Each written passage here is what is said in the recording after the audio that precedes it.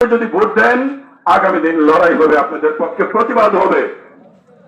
লড়াই শক্তিকে ভোট দেবেন।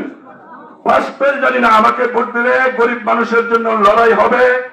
গার্মেন্টস মালিকরা যাতে লুটপাট না করতে পারে। আমাদের গ্রাম অঞ্চলের মা বোনেরা গার্মেন্টসে কাজ করে, তাদের বেতন 25,000 টাকা 30,000 টাকা ধরতে চায় না। ন্যূনতম বেতন 12,500 টাকা। আপনি জানেন আন্তর্জাতিক ভাবে পৃথিবীর বিভিন্ন দেশে 65,000 ন্যূনতম বেতন, অথচ আমার দেশের ওই বেতন তারা ধরতে রাজি না। মালিকরা কয় তারা পোষায় না, অথচ ঈদের সময় বেতন বোনাস না দিয়ে তারা পালায়।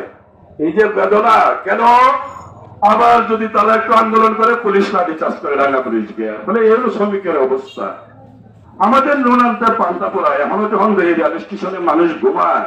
এই কি স্বাধীন দেশের চিত্র? এই জন্য কি মুক্তিপাগল বাংলার 30 লক্ষ মানুষ শহীদ হয়েছিল, 2 লক্ষ মা বোন প্রাণ দিয়েছিল।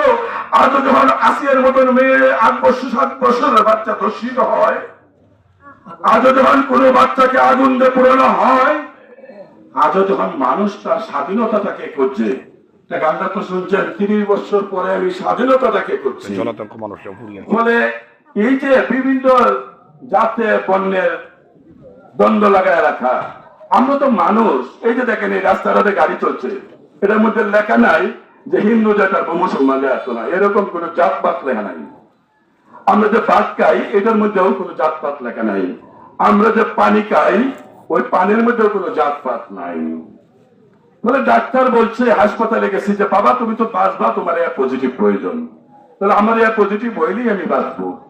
এসবও বলতেছে না তুমি কোন ধর্মের, তোমার এই রক্ত লাগবে, এটা বলে না ডাক্তার। তো সবার আগে আমাদের দরকার আমরা মানুষ হওয়া জরুরি। মনুষ্যত্বের সংগ্রাম করতে চাই, মানুষ হওয়া জরুরি। আমরা মানুষ যে জাতেরই হোক, যাতে হিংসা না করি। তবে মানুষ ঠিক আমরা গরিবের ঐক্য চাই, গরিবের জোট চাই। আমরা চাই না আমরা বহু জাতের মানুষ আমাদের দেশে থাকলে ভালো।